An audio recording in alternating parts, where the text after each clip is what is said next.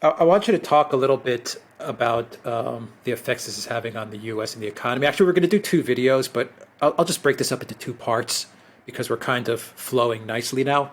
So we'll have one part, and then I'll put up a second part on this. And we're going to talk. I want you to talk a little bit about how this is affecting the U.S. in a domestic manner, but to kind of segue into that.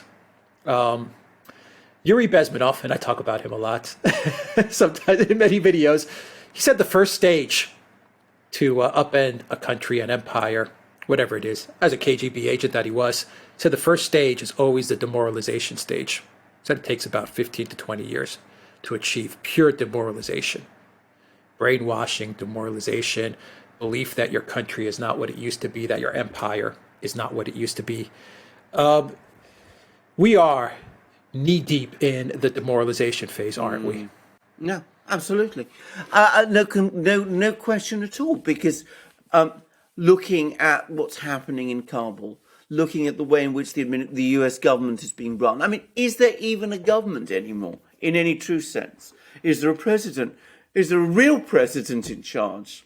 Is there a vice president? Is there an administration? How can people have belief in their country when they see things like this taking place? And can I just say, when you talk about demoralization, there's a phrase which I believe actually is originally Russian, though it's been spread around the world, that a fish rots from the head down.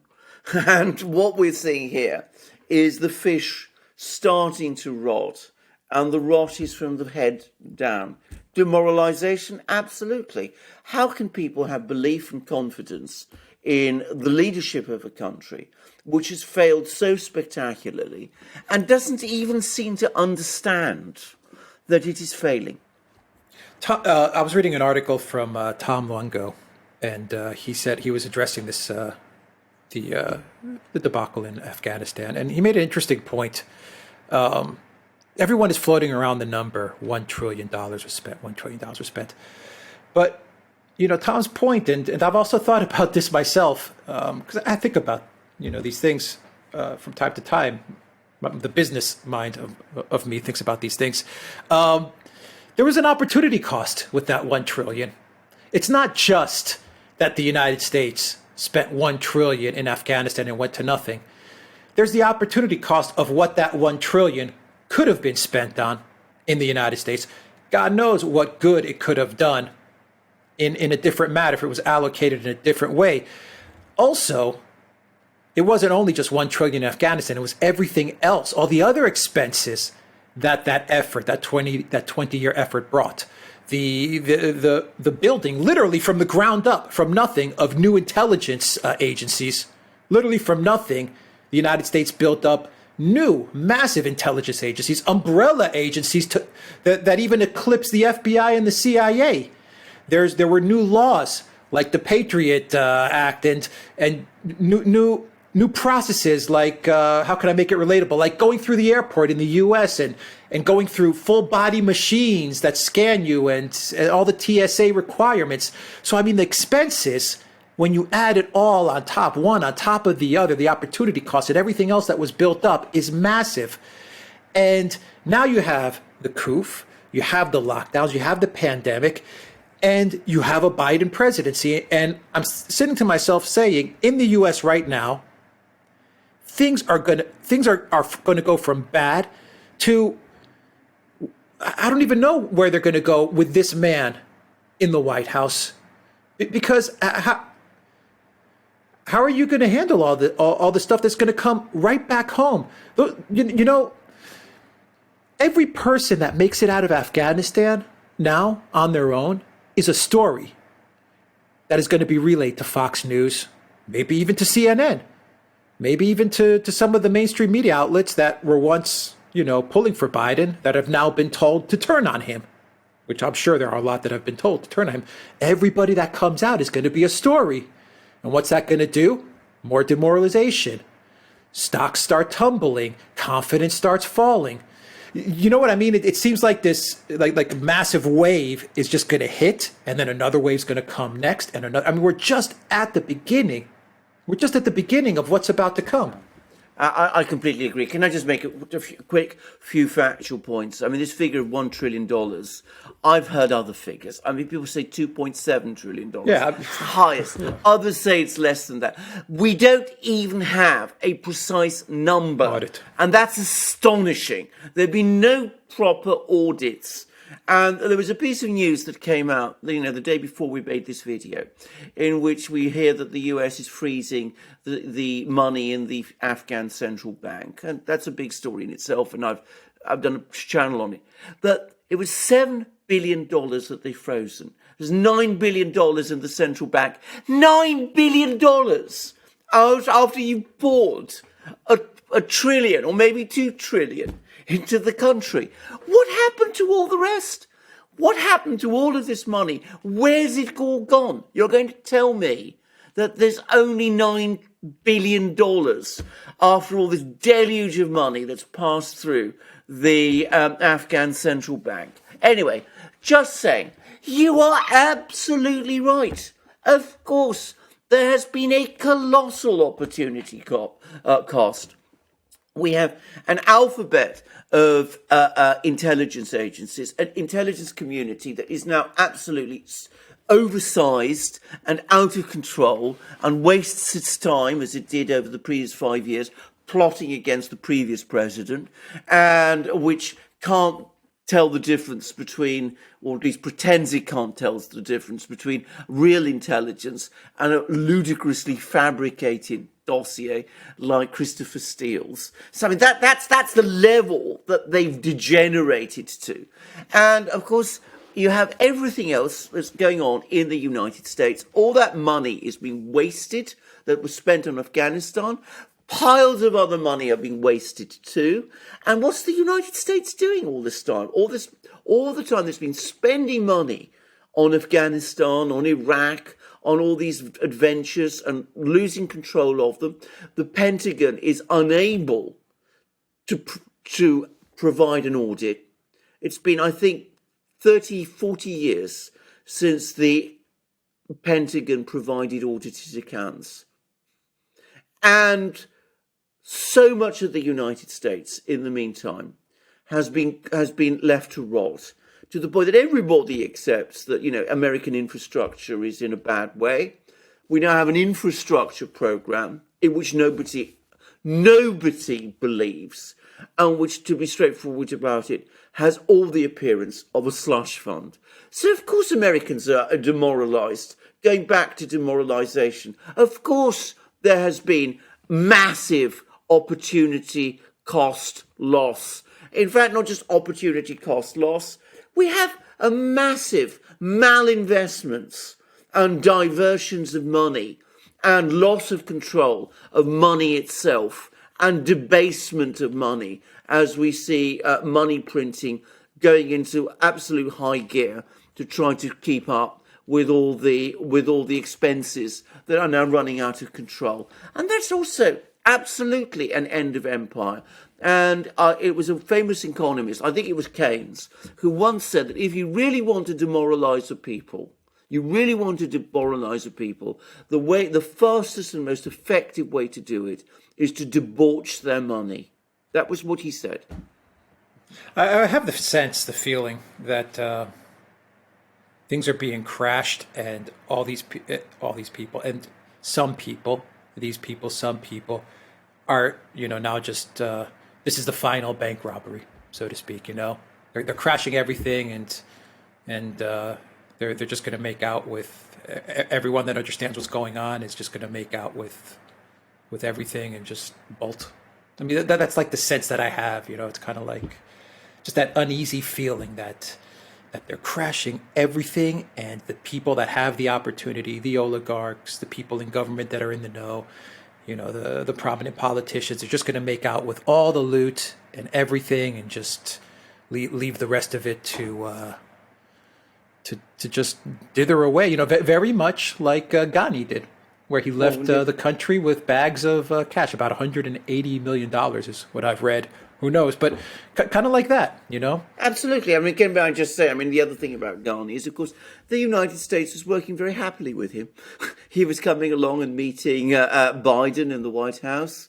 You're going to tell me that they didn't know what he was up to, or what his security chief was also up to? Apparently that man was even more corrupt than Ghani himself was, if that is possible. So, I mean, they were perfectly happy to work alongside people like that. And a lot of people, let's be straightforward about this, from the United States itself in Afghanistan were very happy to jump onto the gravy train that was being flowing through Afghanistan also. So let's not be, let's not be oblivious to this. I think you're absolutely right. I think a lot of people are preparing their bolt holes. They are saying to themselves, and you could almost say that Afghanistan was was, if you like, the prototype for the whole thing. It provides the model. Cling on as long as you can, which is what Ghani was doing. Refuse to resign, refuse to negotiate, plunder as much as there is to plunder, and then get out. Because that's how you're going to maximize your own gain from what is in all other respects a collapsing enterprise. And when you think in that way, when you start thinking in that cynical way, then of course you don't really care about the fact that the enterprise itself is going to collapse, because really you're only in it for yourself.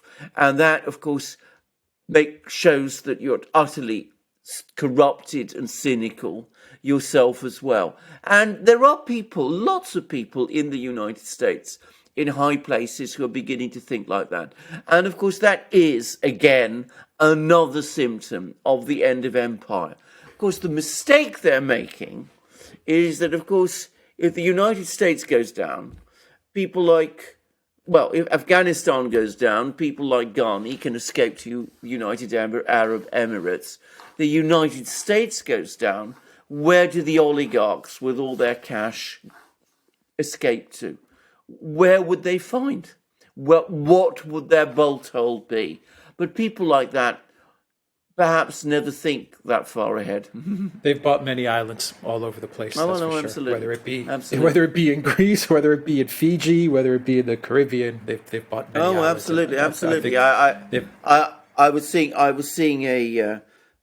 an ad for one at the moment, which is $80 million. You can buy it. It's a very nice place. It's even got this lovely beach and its restaurant, and you can go there with your yacht, and it's even got an airport, its own airstrip, by the way. Yeah. So what happens now in home in the United States? What happens home? They're going to continue to print money. As I said, all of this stuff that is going on right now abroad, it's all coming home to the United States very, very soon in all kinds of different ways. And Biden is obviously just not equipped to handle this at all. Well, they are going to go on printing money. As I am speaking, and as you know undoubtedly better than me, markets have fallen in the United States. And the reason markets are falling is for two reasons. Firstly, the inflation is now out of control. I mean, that's becoming absolutely clear. We talked about it many times.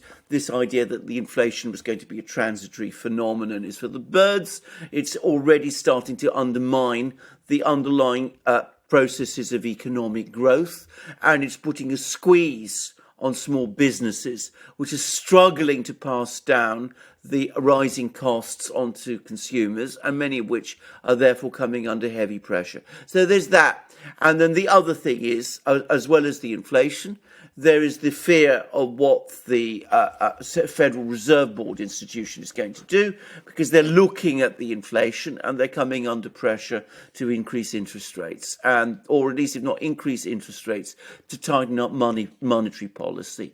And there's a big fiscal cliff supposedly coming into sight towards the end of this year. So we've gone from a situation at the start of this year where the economy was pelting forward at staggering speed to a situation where, because of the vast excess of spending that took place after the new administration took office at the start of this year, things are now beginning to turn south and go badly wrong in a big, big way. I don't believe that the Federal Reserve Board is really going to tighten up monetary policy at the end of this year. I don't believe there's going to be any real taper. I think if there is a taper, they're worried about what will happen to the markets. They're worried about what will happen to the economy. they fear an even deeper recession. I think there's some talk of a taper, but I don't believe it. We've been hearing about tapering and limiting money supply growth and all of those things now for years and years and years, and it sometimes happens for a little while, but eventually the money printing resumes. So what do? Well, I think probably at the start of next year, we will see the money printing come back again with a vengeance if there is a taper at the end of this year. And of course, the other thing we're going to see is a return to lockdowns and controls and all of those sort of things as a way of explaining away the gathering crisis in the economy, because that's the only thing they can realistically do. And that, of course, deepen demoralization even more. That will increase depression. That will increase ill feeling. You'll see more controls, more restrictions, more police powers. You will see another push to change the voting systems in advance of the midterms. That's what you're going to see. And again, it's more symptoms of an end of empire type situation. On another note, this crash that's taking place, which could be a multi-year crash, it does kind of give us an indication why they need the restrictions and the fear and the media fear of everything that's going on, and people know what I mean. The passports, the mandates, all of these things. Why they need it? Because if you don't have that component of fear, then people are going to start to take a look at more closely. They'll take a look at the money printing, and they'll take a closer look at Afghanistan and how Biden handled it, and they'll take a closer look at all these things, and they'll start to say, what the hell's going on? And as you have midterms, which are approaching, you need that fear, because, I mean, my point is that they need this pandemic. They need the fear there. They won't be able to get through this. So when I mean they, the elites and the globalists, they won't be able to get through this and do what they need to do without all of this fear, because a lot of stuff is blowing apart, and they don't want people to take a step back and say, holy crap, as I've been huddled away in my apartment with my 3 masks, everything else around me is going to pieces. Well, indeed. I mean, it's an interesting fact that when the President, Joe Biden, had this interview with Stephanopoulos, they spent most of the time, they weren't discussing Afghanistan, they were discussing the pandemic, because that seems to be what they want to emphasize. That's what they want to give the greatest priority to. Because the great risk they run is that the President, Biden, ran in the election as the person who was going to get on top of the pandemic. So if he's failing to achieve even that, then I can see how it might be possible to lose even more support because of it. But at the same time, when everything else is falling apart around you, when your foreign policy is disintegrating, when your allies are losing faith in you, when your economy is running into ever greater problems, when there's real risks to the financial system, what have you got left? All you've got left is to try, if you want to retain power and to retain control, because that's what you believe you must do. What you've got left is to tighten up social and political controls even further. And of course, if you've got a pandemic, well, that gives you the opportunity to do it. So maybe the pandemic is useful. Yeah, very. All right. Very useful. We'll leave it there. All right, guys, go to theduran.locals.com and the Duran shop. 10% off when you use the code. Real news. You'll find the code underneath this video. Which magic mug do you have? I've got the one with the Russian eagle, actually, which one. is the classic one, yeah. That's the classic one. And what else? BitChute, Rumble, ODYSEE, and Super U. Check out those media platforms. Take care.